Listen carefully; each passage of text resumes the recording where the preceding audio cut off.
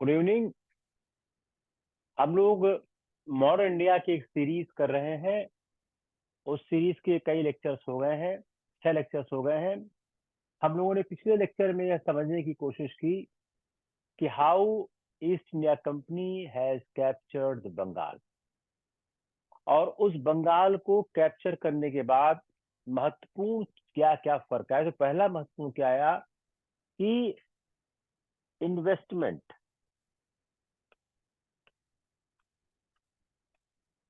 Investment क्या था। ये परिभाषा इन्वेस्टमेंट की क्या था कि जो पैसा फॉरेन से, विदेश से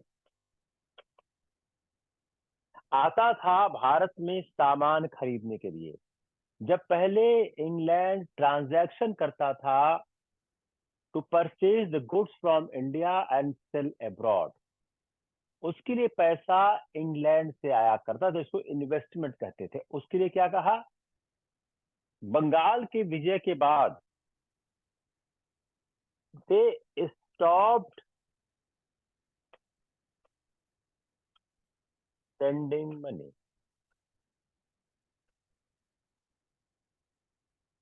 फॉर एक्सपोर्ट। उन्होंने पैसा इंग्लैंड से भेजना बंद कर दिया और कहा गया कि आप जो बंगाल का रेवेन्यू है, जो बंगाल का रेवेन्यू है उससे ही आप इन्वेस्टमेंट करिए। इसको ध्यान समझिए कि इन्वेस्टमेंट की परिभाषा क्या है। 17वीं शताब्दी में, 18वीं शताब्दी में इन्वेस्टमेंट की परिभाषा क्या थी। तो जो सामान भारत से खरीदते थे, उन सामानों के लिए जो पैसा दिया करते थे उसको इन्वेस्टमेंट कहते थे। तो उन्होंने पैसा बाहर से भेजना बंद कर दिया। 1667 1667 में ऑर्डर किया कंपनी को टू पे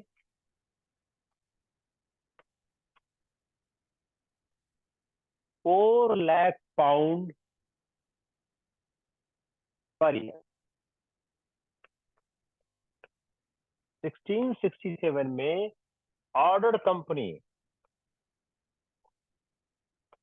ब्रिटिश ने ऑर्डर किया कंपनी को कि आप 4 लाख पाउंड प्रति वर्ष भेजिए। तो 4 लाख पाउंड प्रति वर्ष company, east India company Britain को दिया करती थी, ब्रिटेन की सरकार को दिया करती थी। You can imagine how much money east India company was earning. 1666, 67, 68, 67, 68, 66 company को भी आय बहुत नहीं हुआ था। तो जो 1766, 67, 68 इन सालों में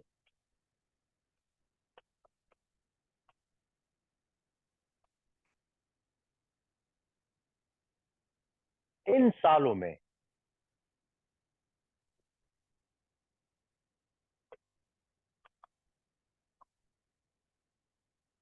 इन सालों में 1766, 1767, 1768 इन 3 सालों में इतना मिलियन रुपीस कंपनी ने ड्रेन किया आउटसाइड फ्रॉम इंडिया। और डायरेक्टर्स ने क्या किया इस साल 1767 में, जो ईस्ट इंडिया कंपनी के डायरेक्टर, उनका अपना डिविडेंड कर दिया 10%। 1767 में ईस्ट इंडिया कंपनी के डायरेक्टर्स ने अपने डिविडेंड को कर दिया 10%। और 1771 में इसको कर दिया 12.5%। उसको उन्हें 12.5% कर दिया। जब क्लाइव वापस गया तो 4 lakh pound 4 lakh pound year की 4 लाख पाउंड एक ईयर की जो प्रॉपर्टी यील्ड कर सकती है उतने धन के साथ गया। तो जो हमने कल का क्लास किया कि बंगाल की विजय अंग्रेजों ने की, English has won the Bengal, उसके परिणाम क्या क्या हुए, हमने कल क्लास में इसको एक्सप्लेन किया था। उसी का एक पार्ट इंपॉर्टेंट ये है। उसके बाद 1772 में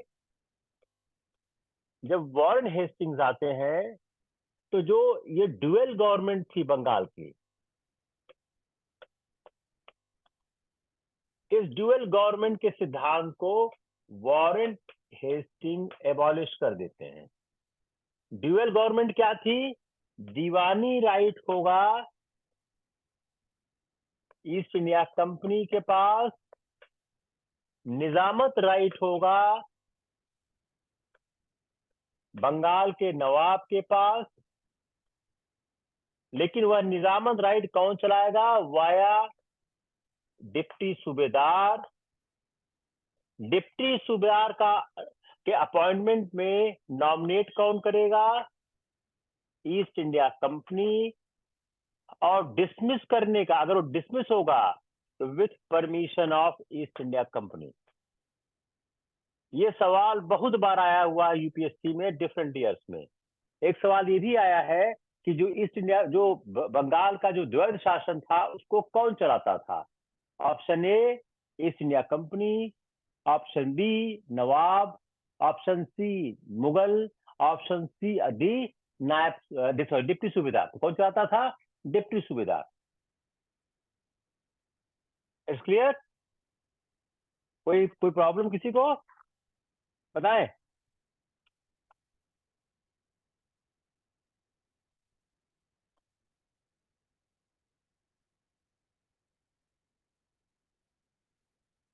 अब जब आ गए तो 3 सुधार किए हेस्टिंग्स ने: police reform, trade reform, revenue reform. Warren Hastings को समझना आवश्यक इसलिए है कि जितने सुधार कार्यक्रम है वह वॉरेन हेस्टिंग्स से ही स्टार्ट होते हैं। वॉरेन हेस्टिंग्स से ही ये काम स्टार्ट होते हैं। अब जो वॉरेन हेस्टिंग्स का सबसे इंपॉर्टेंट जो काम किया गया वो था वॉरेन हेस्टिंग्स के टाइम में जो रेगुलेटिंग एक्ट आता है 1773 का। 1773 का रेगुलेटिंग एक्ट, इसका मैंने कल एनालाइज किया था कि इसके 2 इंपॉर्टेंट चीज हुए। तो सवाल आपके प्रीलिम्स का क्या बन गया कि most important significance regulating act का क्या है? कंपनी के अफेयर्स को कंपनी का affairs, company affairs brought under parliament. Company के अफेयर्स को पार्लियामेंट के, यही सवाल ऐसे ही आएंगे आपसे इन प्लेस की रेगुलेटिंग एक्ट के पूरे प्रोविजन लिखवा कर पूछें, they will ask this question. तो इसका मोस्ट इंपॉर्टेंट पार्ट ये हुआ कि जो कंपनी के अफेयर्स थे it came under the control of the parliament. और अगर आप रेगुलेटिंग एक्ट को ठीक से देखें तो आप देखेंगे वेलफेयर ऑफ इंडियंस के कॉन्सेप्ट है उसमें। आप कल का लेक्चर पूरा सुनिए, आपको दिख जाएगा कि वेलफेयर ऑफ इंडियन कहाँ पे है। तो जो रेगुलेटिंग एक्ट है उसमें वेलफेयर ऑफ इंडियन के कॉन्सेप्ट दिख रहे हैं कि जो जो प्रावधान किए गए उस प्रावधान में दिख रहा था कि parliament was concern for the welfare of Indian. इसकी अगर सबसे बड़ी मेरिट कही जाए इन दोनों, तीसरी क्या है? जो कंपनी का आर्बिट्रेरी रूल था, arbitrary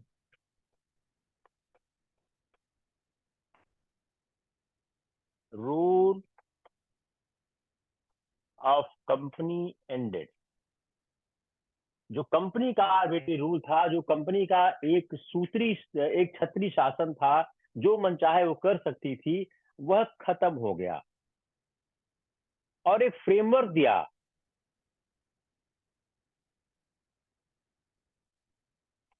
framework to govern India. India को कैसे गवर्न किया जाए उसका उन्होंने एक फ्रेमवर्क प्रदान किया।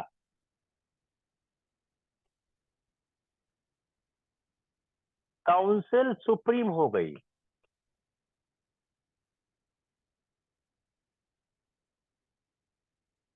Option A, option B, option C, option D, option E. जो गवर्नर जनरल काउंसिल थी वह काउंसिल क्या हो गई, वह सुप्रीम हो गई। जो गवर्नर जनरल काउंसिल है वह सुप्रीम हो गई और जो जो पावर था गवर्नर जनरल के पास बहुत छोटा रह गया। तो अब अगर इस पॉलिसी को देखें, अगर इस सवाल को आप प्रीलिम्स के सवाल में ले जाएं, what was not in regulating act of India, इसमें एक और जोड़ देते हैं, यह गवर्नर जनरल वाज सुप्रीम। इसको जोड़ते हैं आपका सवाल गलत कराने के लिए। अब ऑप्शन बनाइए। Option A, A B C D E F. UPSC F तक नहीं जाएगी, वो ए बी सी डी में ही जाएगी। हम आपको समझाने के लिए कि ज्यादा से ज्यादा फैक्ट इकट्ठा हो जाए, मैं आपको बता रहा हूँ। सवाल देखिए, what was not. B, A B C D E, C A B C D, D A B D E. अब आपको एक ऑप्शन चूज करना है। Just apply your mind, just apply your mind कि how you will solve this question. पहली चीज आप याद नहीं, नॉट। आप यूपीएससी का पेपर देखिए, हम लोग जो मॉक टेस्ट कराते हैं तो इसकी प्रैक्टिस बहुत कराते हैं। रेगुलेटिंग एक्ट में क्या नहीं था। अब देखिए, रेगुलेटिंग एक्ट में एक जो एफ वाला पार्ट है ये नहीं था, यह वाला पार्ट नहीं था। Except F, everything was in the regulating act. तो आप आंसर क्या करना है, जो नहीं था। देखिए, ये भी गलत हो गया। क्यों? क्योंकि इसमें एफ को शामिल कर दिया गया था। यह था, यह भी था, यह भी था। It's clear, not clear? हमने क्या किया, हमने कल की क्लास में आपको रेगुलेटिंग एक्ट समझाया था और कल की क्लास में रेगुलेटिंग एक्ट की मेरिट डिमेरिट भी बताई थी। Now I have combined the merit and demerit of regulating act, what was in the regulating act and what was not in the regulating act. What was not in the regulating act and the demerits of regulating act has been rectified in the Pits of India Act. हम उसको बात करते हैं। तो we are making a question on the basis of the regulating act. तो पहला प्रावधान क्या था, रेगुलेटिंग एक्ट ने कंपनी के अफेयर्स को पार्लियामेंट के अंदर ब्रॉट किया। The companies affairs brought under the parliament. तो कंपनी के सारे क्रियाकलापों को संसद के अधीन किया गया। दूसरा, welfare of Indians. If you read the regulating act, you find certain provisions has been made for the welfare of the Indians. Indians के वेलफेयर के लिए कुछ प्रोविजन बनाए गए। अगर आप उसको देखें आपको साफ साफ दिख जाएगा कि कौन कौन से प्रोविजन थे जो इंडियंस के वेलफेयर के लिए बनाए गए। जैसे आपने बोला कि आप कोई गिफ्ट नहीं ले सकते हो किसी तरह का, तो ये क्या है, ये वेलफेयर ऑफ इंडियन के लिए हो गया कि जो इंडियंस हैं उनके वेलफेयर के लिए प्रोविजन बनाए गए। तो दूसरा ये हो गया। तीसरा, arbitrary rule of company. Company का जो आर्बिट्री रूल था, जो एक छत्री शासन था, कोई नियम कानून नहीं था। If you see before the regulating act, आपको कोई प्रोविजन नहीं देता है कि कंपनी किस नियम के तहत चला, ये भारत कैसे चलाया जा रहा है। India is being run as per the constitution. आप अपनी जिंदगी का कोई काम देखिए, वो कॉन्स्टिट्यूशन से ही निर्धारित और संचालित होता है। जो भी आप देखते हैं, जो भी कानून आप पे लागू होता है, वो कहीं न कहीं संविधान से अपना संबंध रखता है। तो before regulating act there was no problem that how India will be run. उसके लिए क्या किया, कंपनी के आर्बिट्रेट रूल का एंड कर दिया। और जो फ्रेमवर्क दिया, एक फ्रेमवर्क दिया कि किस फ्रेमवर्क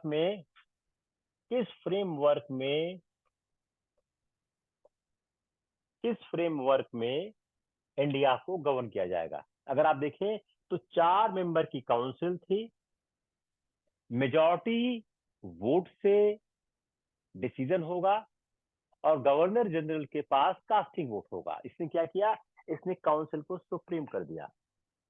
अगर 4 मेंबर काउंसिल कोई डिसीजन ले लेती है तो गवर्नर जनरल कुछ नहीं कर सकता। 4 में से 3 और 1 हो गए तब भी गवर्नर जनरल कमजोर हो गया। गवर्नर ने तभी पिक्चर बनाया जब काउंसिल डिवाइड हो जाए 2:2 में, तब कास्टिंग वोट गवर्नर जनरल के पास था। इसने क्या किया, गवर्नर जनरल की पावर, कौन सी पावर को सुप्रीम कर दिया। हमने एक ऑप्शन क्या ऐड कर दिया, गवर्नर जनरल वॉज सुप्रीम। अगर आपने ठीक से रेगुलेटिंग एक्ट नहीं पढ़ा है तो आप इसमें इन दोनों में कंफ्यूज पक्का कर जाओगे। अब देखिए ऑप्शन कैसे बनाया गया। What was not in the regulating act. तो ऑप्शन क्या है, एक ऑप्शन ऐसा है, क्या क्या था, ए बी सी डी था, A B C D E, चारों था। A B C D, A B C D ये भी था।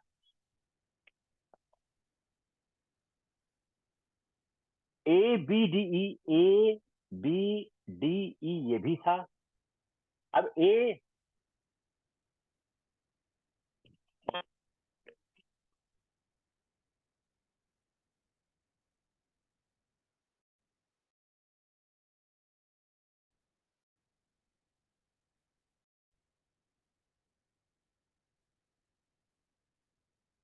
क्या हो गया, A B C D E F, तो एफ नहीं था। सब क्लियर हुआ, बताओ किसको क्लियर नहीं हुआ, बोलिए। बोले,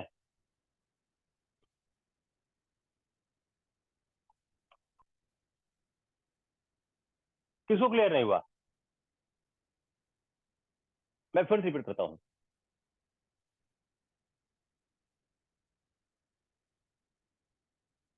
रेगुलेटिंग एक्ट में क्या नहीं था, सवाल फिर समझिए। अब इसमें से इसको हटा दीजिए, अब इस सवाल को चेंज करिए, what was in regulating act.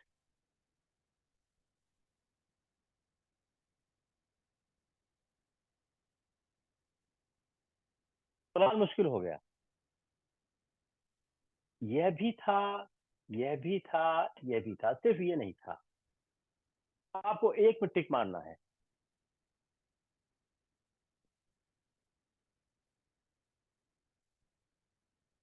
सोचिए 2 मिनट।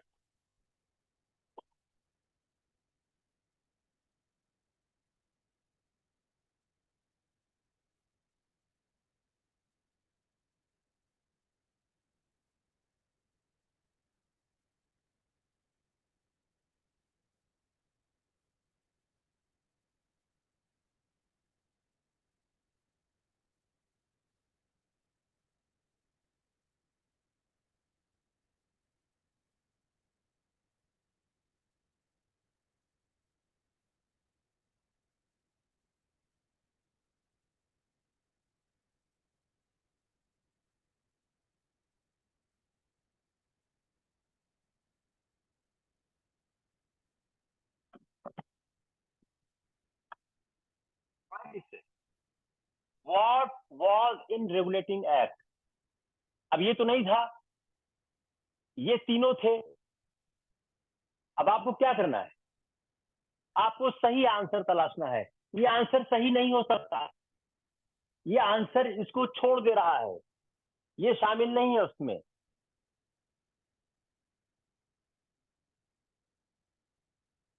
ये आंसर भी सही नहीं हो सकता, क्यों? ये इसको छोड़ दे रहा है।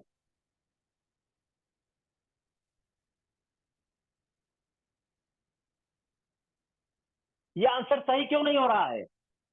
ध्यान से देखिए इसको। Now we are attempting towards some advance issue. कैसे आप यूपीएससी के सवाल को सही करोगे? मान लो दो आंसर सही दिख रहे हैं, कौन सा आंसर ज्यादा नजदीक है? तो ये तो कट गया आपका। कट इसलिए गया कि ये तो है ही नहीं है, ये तो आपका कट गया।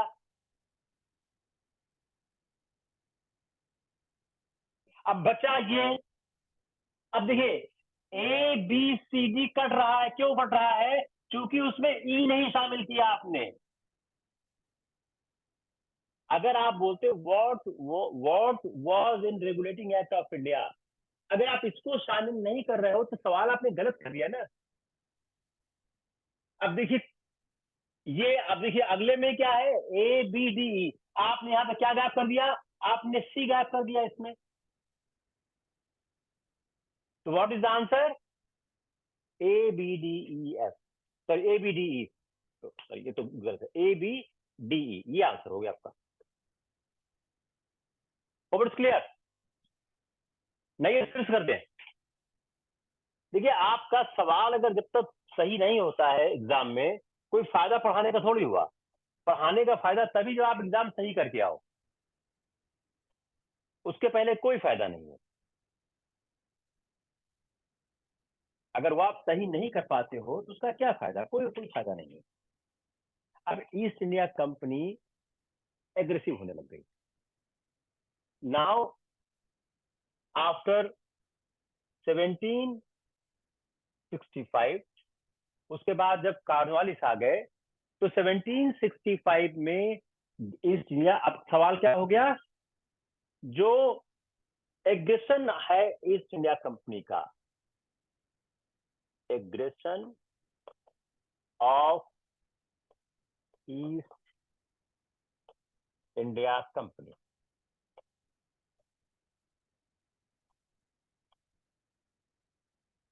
जो ईस्ट इंडिया कंपनी का एग्रेशन है वो किस तरह हो रहा था? 1766 में उन्होंने ज्वाइन किया निजाम को, हैदर अली को अटैक करने के लिए। 1766 they joined Nizam to attack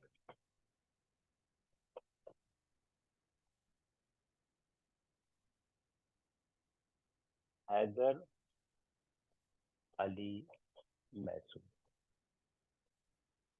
Mysore के हैदर अली पर अटैक करने के लिए उन्होंने 76 में निजाम को ज्वाइन किया।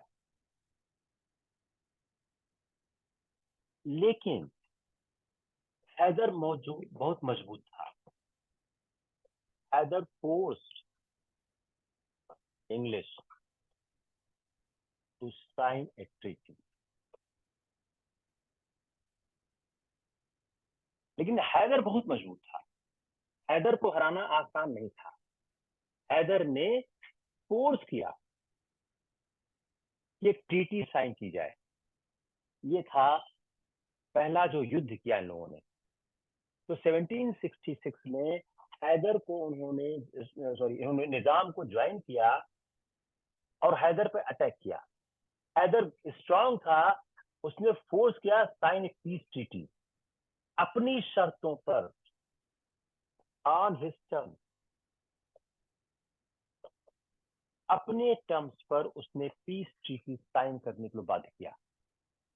तो जो पहला फर्स्ट एंग्लो मैसूर वार हुआ, इस फर्स्ट एंग्लो मैसूर वॉर में हैदर स्ट्रांग था। अभी सवाल क्या बनेगा कि फर्स्ट एंग्लो मैसूर वॉर किसके किसके बीच हुआ? English plus Nizam versus Hyder Ali. Result क्या हुआ? Hyder Ali was very strong. देखिए, Maratha war, Anglo Maratha war, Anglo French war, Anglo war, Anglo Mysore war, तीनों का चार्ट बनाइए अपने पास, और तीनों की डेट देखिए, किस समय हुई, उसका आउटकम क्या हुआ। ये मैं क्यों इंपॉर्टेंट है, you will understand I will when I will progress the lecture. 1775 में इंग्लिश क्लैश किए मराठा के साथ। अब जब ये फर्स्ट एंग्लो मैसूर वार 1766 था, उस समय भारत का गवर्नर कौन था, ये आपको याद होना चाहिए। हेस्टिंग्स नहीं आए थे, तो हेस्टिंग्स के आने के पहले गवर्नर कौन था, ये आपको पता होना चाहिए। 1776 इस समय हेस्टिंग्स आ गए थे। 1776 में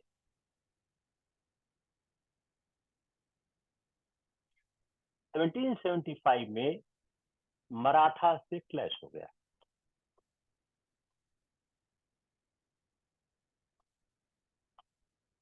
सेवनटीन 1775 में इनका और मराठों का संघर्ष हो गया। ये संघर्ष बड़ा इंटरेस्टिंग संघर्ष हुआ। उस समय क्या था कि जो मराठा का साम्राज्य था, उस मराठा साम्राज्य में उत्तराधिकार को संघर्ष हो रहा था। रघुनाथ राव वर्सेस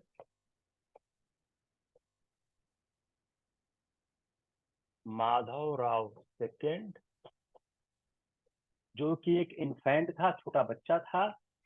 इसके जो पैट्रोनेट थे, इनके जो पैट्रन थे, वो थे Nana Phadnavis.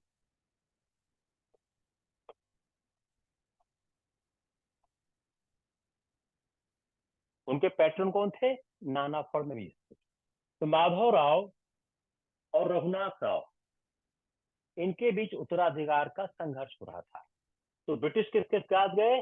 British was with Raghunath Rao. British supported Raghunath Rao. British ने रघुनाथ राव को सपोर्ट किया। अब इनफैक्ट माधव राव था, उसको फडणवीस का, नाना फडणवीस उसका नेतृत्व कर रहे थे।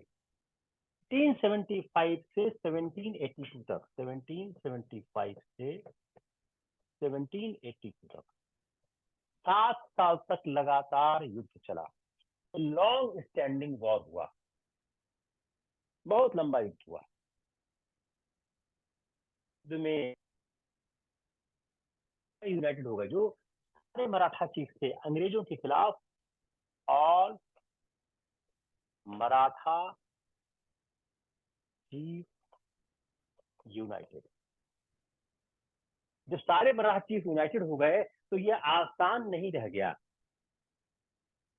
अंग्रेजों के लिए। अब मराठा के साथ कौन कौन आ गए? मराठाओं ने मैसूर और हैदराबाद, इन्होंने मैसूर और हैदराबाद का भी समर्थन प्राप्त किया। मराठों ने Mysore and Hyderabad.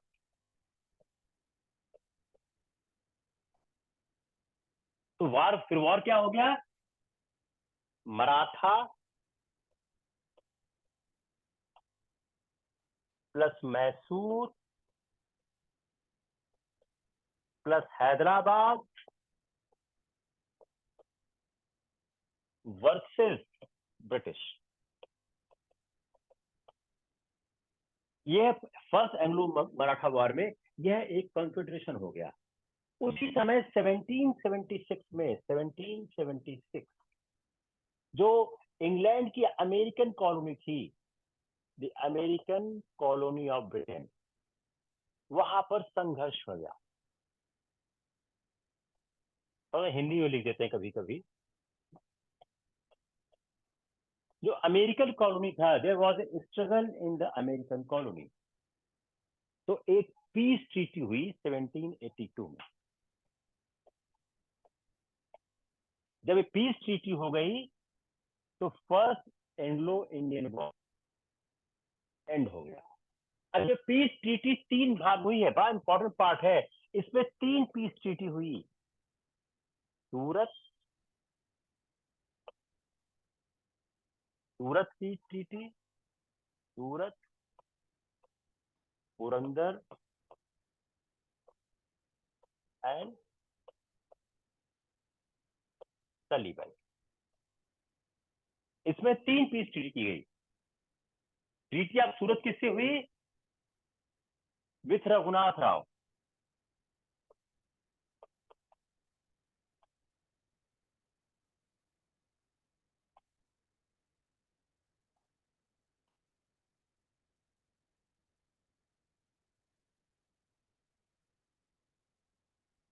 Treaty of Purandar किससे हुई?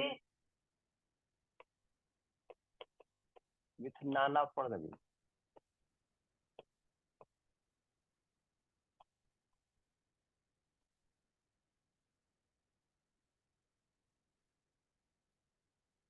अब ट्रीटी ऑफ सूरत जो की गई, अब ये 3 ट्रीटी हुई क्यों? जो ट्रीटी जो की गई उससे लोग अंग्रेज खुश नहीं थे। जो पहली ट्रीटी सूरत में हुई है, इससे वॉरेन हेस्टिंग बिल्कुल बिल्कुल नहीं था। अब जो जब उन्होंने 1775 में डिस्प्यूट हुआ for the post of Peshwa between Madhav Rao and उनके अंकल रघुनाथ राव में, तो ब्रिटिश अथॉरिटी ने बॉम्बे में एक कंक्लूड किया ट्रीटी विद राव मार्च 75 में। रघुनाथ राव ने प्रॉमिस किया टू सीड बसीन एंड सल्सेट।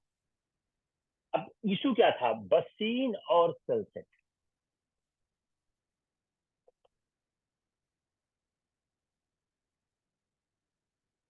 जब रघुनाथ राव का ब्रिटेन ने साथ देने का फैसला किया, तो जो ट्रीटी की उन्होंने रघुनाथ राव के साथ मार्च 1775 में, मार्च 1775 में सूरत में रघुनाथ राव से की, और उसने क्या कहा कि जो बसीन और सेल्सेट है, बसीन सेल्सेट,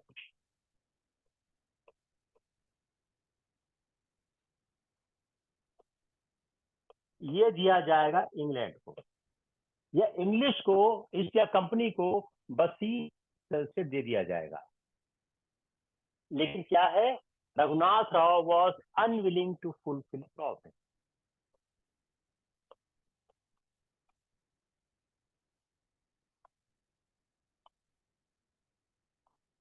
रघुनाथ राव अपने प्रॉमिस को फुलफिल करने के लिए तैयार नहीं हो रहा था। He was unwilling to fulfil process promise. तो 77 में हेस्टिंग ने कॉलोनल अपटन को भेजा। तो 1776 में कॉलोनल अपटन, 1776 में हेस्टिंग ने कॉलोनल अपटन को भेजा, और ब्रिटिश ने उनको कैप्चर किया। जब रघुनाथ राव तैयार नहीं हुआ तो उसको उन्होंने कैप्चर कर लिया। और जो एक्शन था बॉम्बे गवर्नमेंट का, अब जब इन्होंने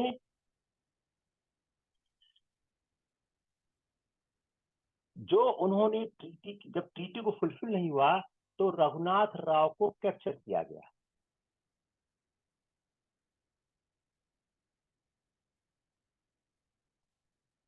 ये किया बॉम्बे प्रेसिडेंसी ने, इसको हेस्टिंग्स ने अप्रूव किया।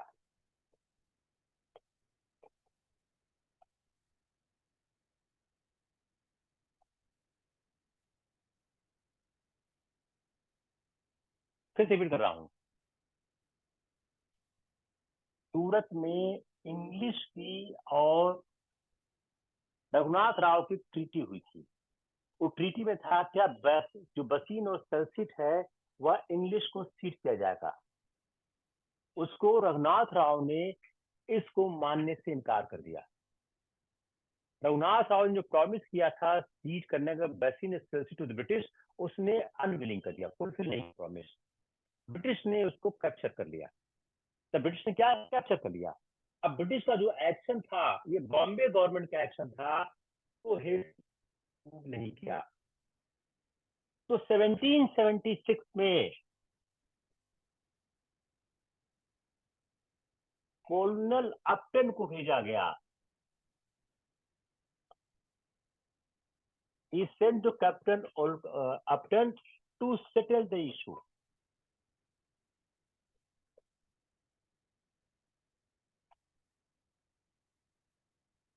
सेवनटीन 1776 में कर्नल अपटन को भेजा कि आप इस इशू को सेटल करो। तो इसने क्या किया, अपटन ने इस ट्रीटी को कैंसिल किया, and he has done the treaty of Purandar. तो ही colonel अपटन, he has cancelled the Surat treaty and done the treaty of the Purandar. किससे किया, नाना फडणवीस से किया। इस ट्रीटी ने क्या किया, इस ट्रीटी ने क्या किया, माधव राव सेकंड, इस ट्रीटी ने माधव राव सेकंड इसको पेशवा मान लिया। देखिए आप एक्सप्रेशन, जो उनकी विस्तारवादी नीति है, माधव राव सेकंड को उन्होंने पेशवा मान लिया। और इस ट्रीटी के द्वारा ब्रिटिश को सेल्सेट मिला। इससे क्या मिला, Salsette plus war indemnity, heavy war इंडिमिटी।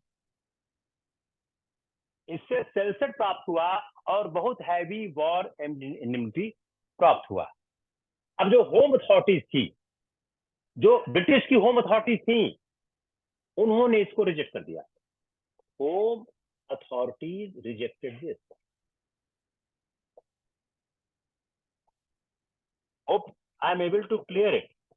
ये आसानी से क्लियर नहीं होता है। अब मैं क्यों इसको पढ़ा रहा हूं आपको बताता हूं थोड़ी देर में। होम अथॉरिटीज ने इसको रिजेक्ट कर दिया और वॉरेन हेस्टिंग भी मानते थे, वॉरेन हेस्टिंग का भी मानना था, Warren Hastings also not happy with this treaty.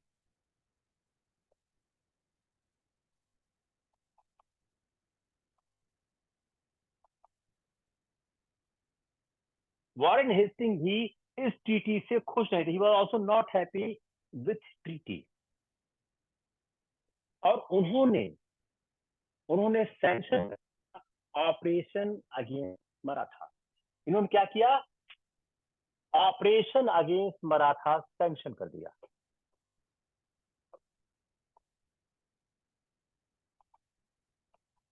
Warren Hastings has sanction the operation against Maratha.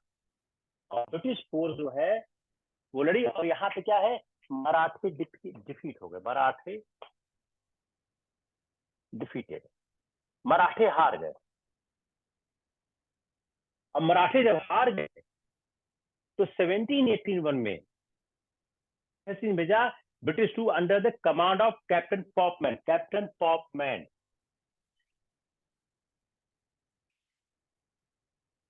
1781, captain पॉपमैन।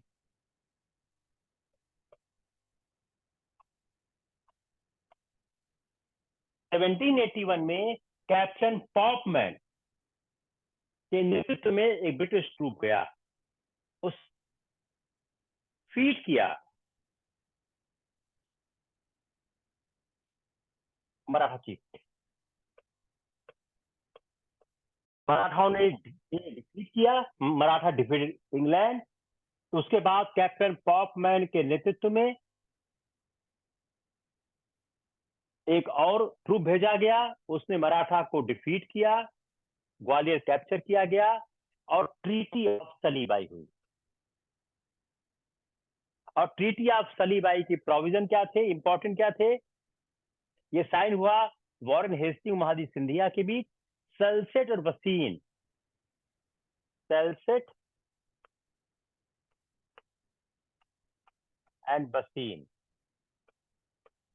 ये मिल गया ब्रिटिश को। सल्सेट और बसीन मिल गया ब्रिटिश को। रघुनाथ राव को पेंशन कर दिया गया। माधव राव, रघुनाथ राव पेंशन हो गए।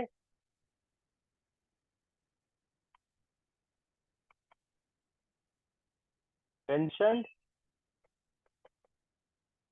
माधव राव सेकंड, ये पेशवा हो गए। माधव राव सेकंड को पेशवा बना दिया गया। अब ट्रीटी ऑफ जो सलीबाई थी, इसने ब्रिटिश इन्फ्लुएंस को एस्टेब्लिश किया इंडियन पॉलिटिक्स में, और मराठाओं के साथ 20 साल का पीस मिला, और इस ट्रीटी ने इनेबल किया ब्रिटिश को to exert pressure on Mysore with the help of Maratha, अपनी टेरिटरीज को रिकवर करने के लिए फ्रॉम हैदर अली। इसलिए ब्रिटिश ने क्या किया, अपने आप को सेव किया from the combined opposition of Indian powers, और साथ साथ इंडियन पावर को उन्होंने डिवाइड कर दिया। Why this treaty is important?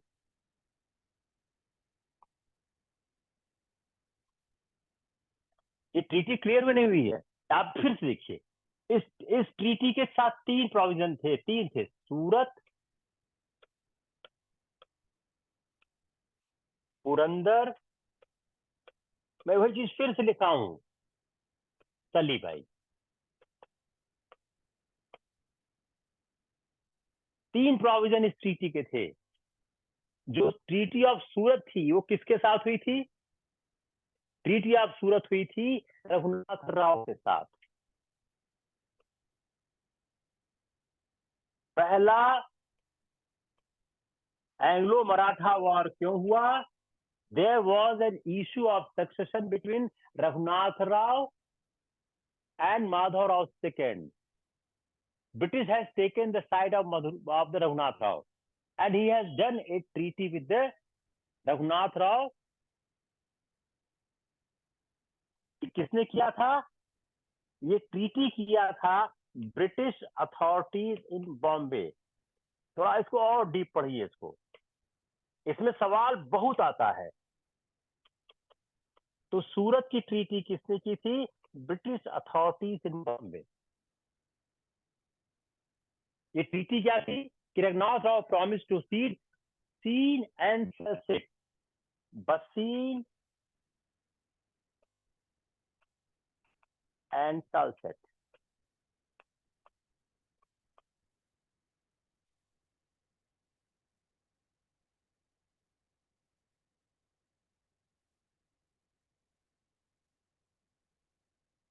सूरत में हुई, रघुनाथ राव के साथ हुई। ब्रिटिश अथॉरिटी इन बॉम्बे ने की बसीन और सालसेट। बसीन और सालसेट ब्रिटिश को देने की बात कही गई। बाद में Raghunath Rao unwilling to fulfil the promise.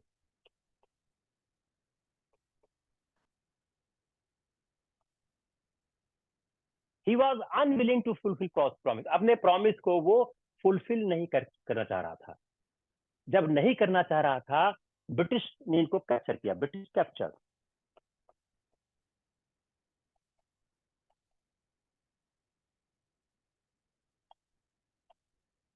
British ने इनको कैप्चर कर लिया। और जब ब्रिटिश ने कैप्चर कर लिया, तो जो ये कैप्चर करने का जो एक्शन था, किसका था? ये बॉम्बे गवर्नमेंट का था। बॉम्बे गवर्नमेंट एक्शन था, क्योंकि ट्रीटी किसने किया था? बॉम्बे गवर्नमेंट ने किया था। Not approved by Warren Hastings. ये वॉरेन हेस्टिंग्स के द्वारा अप्रूव नहीं किया गया। वॉरेन हेस्टिंग्स ने क्या किया? इस ट्रीटी को कैंसिल कर दिया। इस ट्रीटी को Warren Hastings cancel this treaty.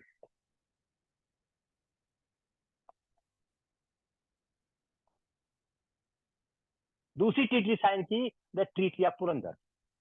एक दूसरी ट्रीटी साइन की गई, ट्रीटी ऑफ पुरंदर। ये किसके साथ हुई? विथ फडणवीस। पहले किसके साथ हुई थी? रघुनाथ राव के साथ। ये हुई विथ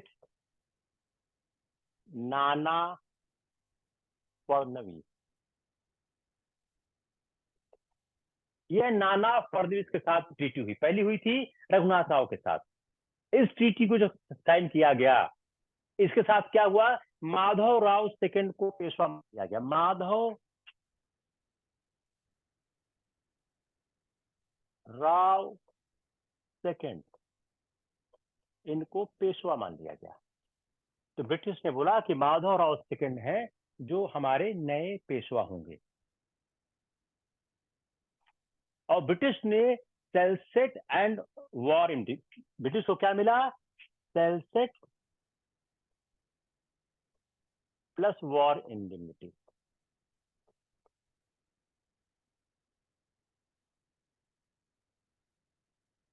इससे हेस्टिंग्स खुश नहीं था। होम अथॉरिटीज रिजेक्ट, तो कंपनी की होम अथॉरिटीज थे, उन्होंने भी रिजेक्ट कर दिया, और हेस्टिंग्स भी खुश नहीं था। उसके बाद ऑपरेशन स्टार्ट कर दिया मराठा के अगेंस्ट में। Operation started against Maratha, operation started against Maratha, लेकिन मराठा जीत गए। जो ऑपरेशन चला उसमें मराठा जीत गए। जो ब्रिटिश फोर्स थी जो सेंट बाय बॉम्बे गवर्नमेंट, तो मराठा, जो ब्रिटिश फोर्स थी, British force sent by Bombay government was defeated by Maratha. जो बॉम्बे गवर्नमेंट की फोर्स थी उसको मराठाओं ने किया 1781 में। देन 1781 में हेस्टिंग्स ने एक फोर्स भेजी under captain Popham.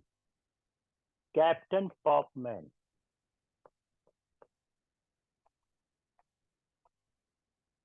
Captain Popham के नेतृत्व में, under the command of captain Popham, उन्होंने एक फोर्स भेजी। उसने महादजी सिंधिया, इस फोर्स ने डिफीटेड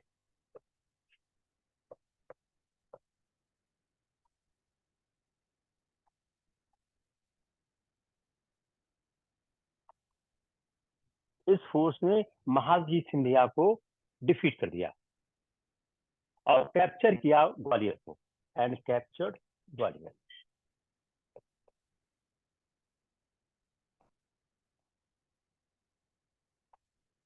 अब होती है तीसरी ट्रीटी, ट्रीटी ऑफ बसीन।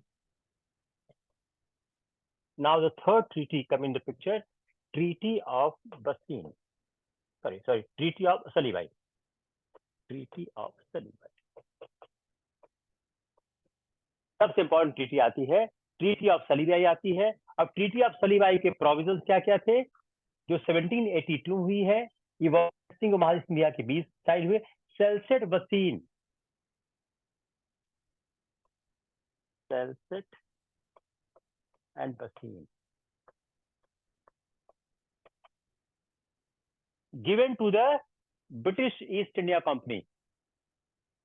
रघुनाथ राव को पेंशन ऑफ कर दिया गया। माधव राव सेकंड पेशवा हो गए।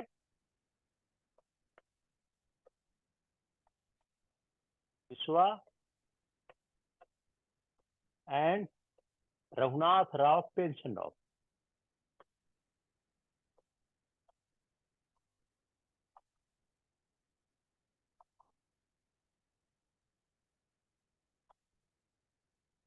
रघुनाथ राव को पेंशन ऑफ कर दिया गया। इस तरह से first Anglo Maratha war finish हो गया। अब इसने क्या किया? British influence in Indian politics. फायदा क्या हुआ? इस ट्रीटी ने एस्टैब्लिश किया, एस्टैब्लिश्ड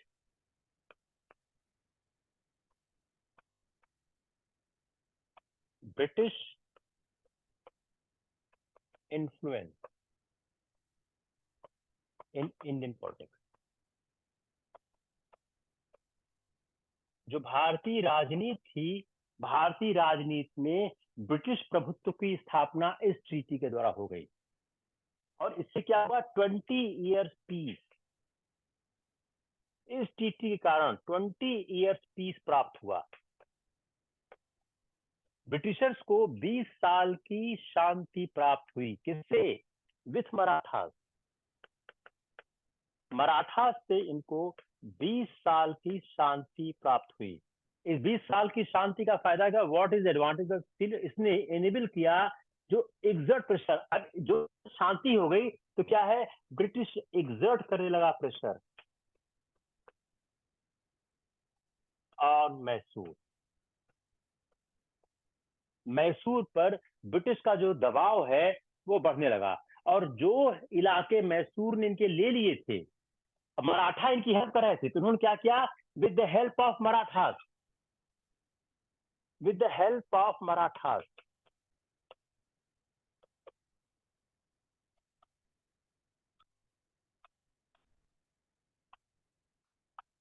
रिकवर्ड, जो भी एरिया मैसूर ने ले लिया था उसको रिकवर करने का प्रयास किया। तो इस ट्रीटी ऑफ सलीबाई का दो एडवांटेज क्या हुआ? कंबाइंड अपोजिशन इनको सेव किया और डिवाइड किया। अब दो फायदा क्या हुआ सलीबाई की ट्रीटी का? One, save from combined opposition,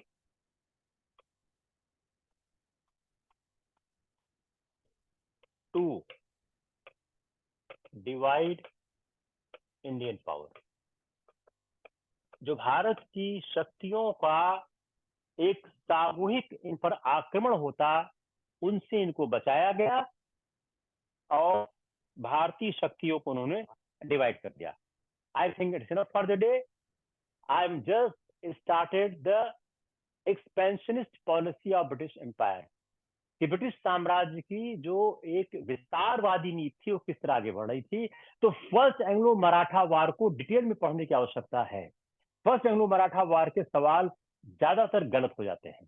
ये मेरा व्यक्तिगत अनुभव रहा है कि फर्स्ट एंग्लो मराठा वार का सवाल जब भी थोड़ा सा डिस्कस किया है वह गलत हो जाता है, क्योंकि जनरली डिटेल में एंग्लो मराठा वार नहीं मिलता है unless you penetrate some advance book on this issue. और as an aspirant of the civil services जिसका जीएस सिर्फ हिस्ट्री में है, उससे एक्सपेक्टेशन नहीं की जाती है, संभव भी नहीं है कि बहुत वो एडवांस बुक में पेनिट्रेट करे। और अगर बहुत एडवांस बुक कोई पेनिट्रेट करने लग जाता है तो उसके सिलेक्शन संभावनाएं कम हो जाती हैं, क्योंकि पढ़ाई में एक बैलेंस की आवश्यकता है। तो जो हम लोगों ने वेंचर चलाने की कोशिश की, जो क्लास चला रहे, उसका पर्पस क्या है कि उन चीजों को जो कई मेहनत से मिलती है निकाल के नक्शे में दे दिया जाए। तो फर्स्ट एंग्लो मराठा वार को हमने 2 बार पढ़ाया आज जानबूझ के, एक ही क्लास में उसको दोबारा रिपीट किया विद ए पर्पस, ताकि आपका नोट्स बन जाए। और एंग्लो, अब आपको फर्स्ट एंग्लो मराठा वार कहीं से पढ़ने की कोई जरूरत नहीं है। इसके बियॉन्ड सवाल आएगा, इसकी संभावना शून्य के आसपास है। Take care. मैं बार बार कहता हूं आप इस चैनल को सब्सक्राइब करें, लाइक करें, लोगों को बताएं, लोगों को क्वालिटी एजुकेशन मिले और ज्यादा से ज्यादा लोग इस वेंचर का लाभ उठाते हैं। Thank you, will see you again, bye.